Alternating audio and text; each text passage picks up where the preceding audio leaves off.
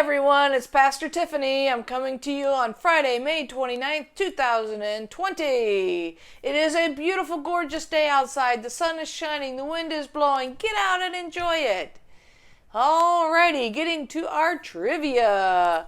The question for yesterday was, what is the middle book of the Old Testament? What is the middle book of the Old Testament? Now, that's different than saying, okay, open your Bible to the middle, because if you do that, then you get Psalms. But the middle book of the Old Testament is Proverbs, the one we're reading. Woohoo! Way to go, Diana! All right, today's is, who was the mother of Jacob? Who was the mother of Jacob? If you think you know, let me know. Okay. Announcements, June 7th, we are having a game night. It is a scavenger hunt. We invite you to join us for that. We're going to give you a list. You go around your house, look and see what you can find, come back, we'll see who finds the most. But the big thing with all of this, whether you scavenge or not, is that we get to be together and we get to see each other, we get to fellowship with one another. So I really hope you'll join us for game night. Alrighty, the 14th. We are going to have a parade for Jordan Co. All right, if you would like to send her a card or a gift here at the church, you're welcome to do that. Just put Morning Star United Methodist on there and then put Attention Jordan or Attention Jordan Co., however you want to do it. Get that to us and we'll make sure she gets that on the 14th when we drive past her house in the parade to celebrate her. Now, we want you in the parade. Do not have to worry about social distancing. We're not going to ask you to get out of your car, okay? We want you in the parade, whether you decorate your car or not. If you want to decorate your car, we do ask that you do it in orange and black, the colors of community. All right, Blitz. Blitz for what? We're having a blitz for our conference, our kids. Let's see how much we can get in by the end of June. Let's see if we can surpass what we're supposed to do. You know, so what we're supposed to do, that's the bare minimum. Let's do better than that. Let's go way above that. All right, because they missed their big fundraiser this year for that. So let's help make that up in some way. So by the end of June, send in your contribution, your donation to our conference, our kids. All righty. Where do we go in phase 3 with having church? You know what? Listen, I know I'm hearing that everybody's saying that the churches have the okay, they're considered essential, let's get together, let's do this. Listen, is it essential that we fellowship with one another? Is it essential that we commune with one another? Is it essential that we have people that support us in our walk with Christ? Absolutely. Is it essential that we gather in a building to do that? No. Do we want to take the chance? That's the question we have to ask ourselves. Do we want to take the chance? Listen, I have been talking to nurses, and they have said to me, you do not want this. It is nasty, nasty stuff.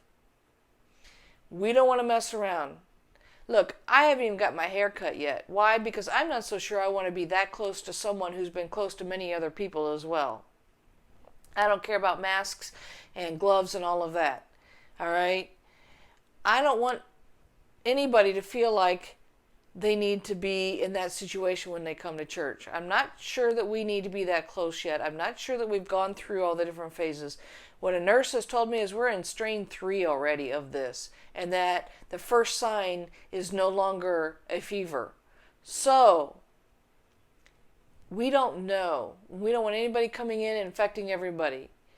You know, our bishop told us a story about a funeral that has happened during this time, and only 8 people showed up to the funeral, and they all stood 6.5 feet away, and they all had the masks on and everything, and 6 out of the 8 came up with COVID. So, we're not going to chance it. Plus the fact the bishop says I'm not allowed to do it. But just explaining to you, we're not quite ready to be gathered as a group yet. Even if we set this seat off here and then 6.5 feet away is somebody else. It's all going through the air. We can't sing. There are other ways we can do this. That's what we're going to do. All right. Just wanted to let you know that because I know people are saying that churches are open, and I don't want you to think that that we should be open and on board with that. Here's the reasons why. I'm not going to bring us back together till I really feel like it is safe and we have everything in place so that I am not endangering any one of you by bringing you into this place. Okay? Alrighty. Getting to Proverbs. We are ready for verse 22 in chapter 8. The Lord created me at the beginning of his work, the first of his acts of long ago. Ages ago I was set up at the first, before the beginning of the earth. When there were no depths, I was brought forth. When there were no springs abounding with water. Before the mountains had been shaped, before the hills, I was brought forth. When he had not yet made earth and fields, or the world's first bits of soil. When he established the heavens, I was there. When he drew a circle on the face of the deep. When he made firm the skies above. When he established the fountains of the deep.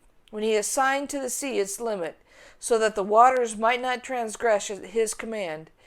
When he marked out the foundations of the earth, then I was beside him like a master worker, and I was daily his delight, rejoicing before him always, rejoicing in his inhabited world, and delighting in the human race.